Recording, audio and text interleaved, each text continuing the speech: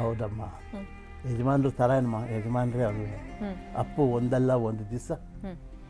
ಒಂದೇ second sir, ಒಂದೇ second, ಒಂದು ಅಪ್ಡೇಟ್ ಬರ್ತಾ ಇದೆ. ನಾಳೆ ಬೆಳಗ್ಗೆ 10 ರಿಂದ 11 ಗಂಟೆ ಒಳಗಡೆ ಕಂಠೀರವ ಸ್ಟೇಡಿಯಂನಿಂದ ಮೆರವಣಿಗೆ ಸ್ಟಾರ್ಟ್ ಆಗುತ್ತೆ. ಬೆಳಿಗ್ಗೆ 6 ಗಂಟೆಯಿಂದ ಅಂತ್ಯಕ್ರಿಯೆ ಆಗುತ್ತೆ 10 ರಿಂದ 11 ಗಂಟೆ ಒಳಗಡೆ ಅಂತ ಈಗೊಂದು ಪ್ಲಾನ್ ಅನ್ನ ಮಾಡ್ಕೊಂಡಿದ್ದಾರೆ.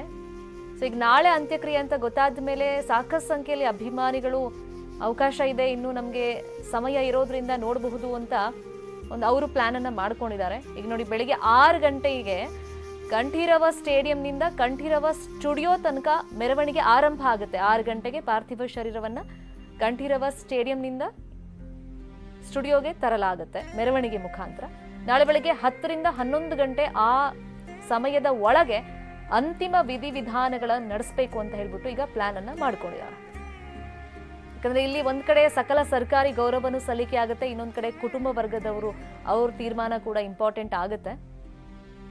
ಸೊ ಮಗಳು ಬಂದಿದ್ದು ತಡ ಆಗಿದ್ರಿಂದ ಇವತ್ತು ಮಾಡ್ತಾ ಇಲ್ಲ. ಕುಟುಂಬಸ್ಥರ ಜೊತೆ ಚರ್ಚೆ ಮಾಡಿ ಅದನ್ನ ಬಸವರಾಜ ಬೊಮ್ಮಾಯಿ ಅವರು ಅನೌನ್ಸ್ ಮಾಡಿದ್ರು ಆಗ್ಲೇ ಸಿಎಂ.